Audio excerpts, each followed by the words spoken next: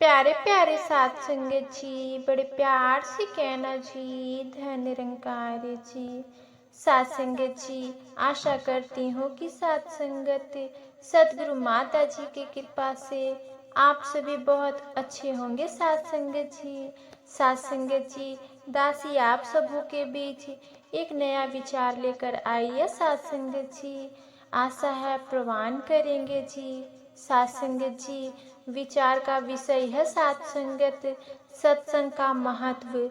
साथ संगत जी, संत कबीर और संत रविदास की यथार्थ अनुभव में मैं तुम्हें एक सच्चा प्रसंग सुनाने जा रही हूँ, जो बहुत कम लोगों को पता है। साथ संगत, यह प्रसंग बनारस की उन गलियों का है जहाँ कभी संत कबीर और साथ संगत संत रविदास का मिलन हुआ था।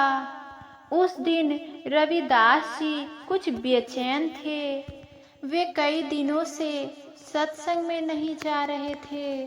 शिष्य पूछते थे, गुरुदेव सत्संग में नहीं चलेंगे? तो वो बस इतना कहते, अब भीतर ही बैठता हूँ, वहीं सब मिल जाता है। और एक दिन संत कबीर उसके कुटिया पर आए। दोनों चुपचाप बैठे रहे कुछ देर। कोई बातचीत नहीं, सिर्फ मौन। लेकिन साथ संगत जी, वह मौन साधारण नहीं था, वह दो आत्माओं का मौन मिलन था। साथ संगत, कबीर ने रविदास को देखा। चेहरा शांत था, पर भीतर कुछ ठहरा हुआ सा लगा, जैसे कोई नदी बहना भूल गई हो। फिर बोले, रे दास, बहुत समय से तू संगत से दूर है। रविदास बोले, गुरुदेव अब जरूरत नहीं लगती, जो खोजनी थी वह मिल चुकी है, अब मैं भीतर ही बैठता हूँ।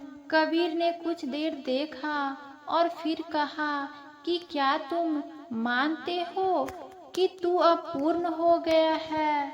क्या तेरे भीतर का दीपक अब कभी नहीं बुझेगा? साथ संगत जी, रविदास ने सिर झुका लिया, कुछ नहीं कह सका। कबीर बोले, रे दास, एक बार ये दीपक जला हो, इसका मतलब ये नहीं कि उसे अब तेल की जरूरत नहीं। सत्संग वो तेल है जो जलती लौ को बुझने नहीं देता। सत्संग वो संग है जिसमें बैठकर कोई याद दिलाता है कि तू कौन है और तू क्यों है। सिर्फ उन्होंने एक छोटा सा सवाल किया कि रे दास, अगर ज्ञान मिल गया है तो जीवन में फिर सवाल क्यों बचे हैं? रविदास की आंखों में पानी था।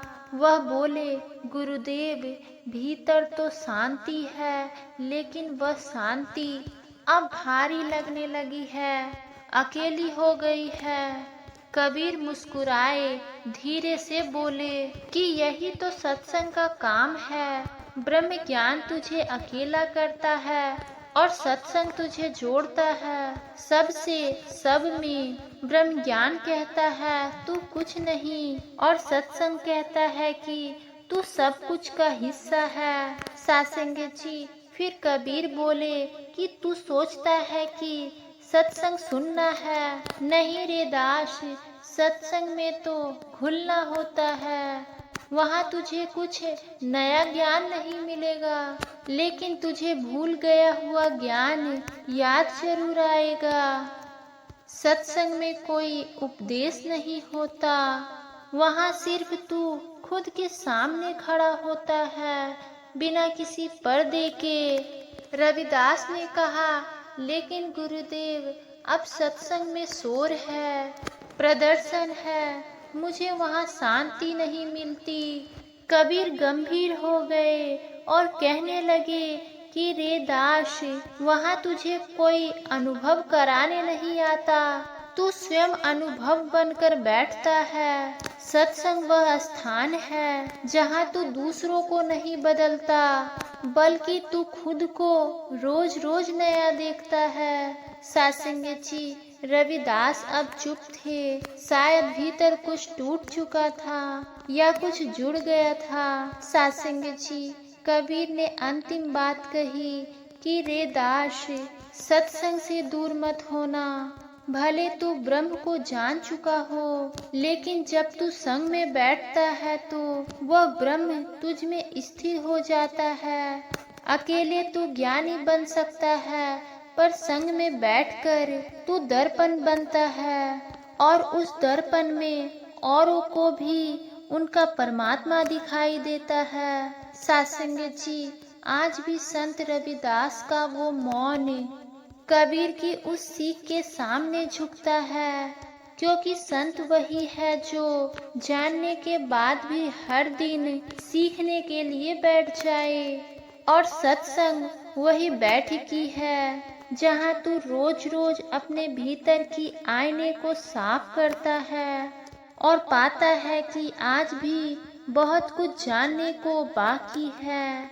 अगर तुम सोचते हो कि अब सत्संग की जरूरत नहीं, तो शायद तुम अभी सत्संग को समझे नहीं हो। सत्संग वो छाया है जहाँ ज्ञान का बीज जीवन का वृक्ष बनता है।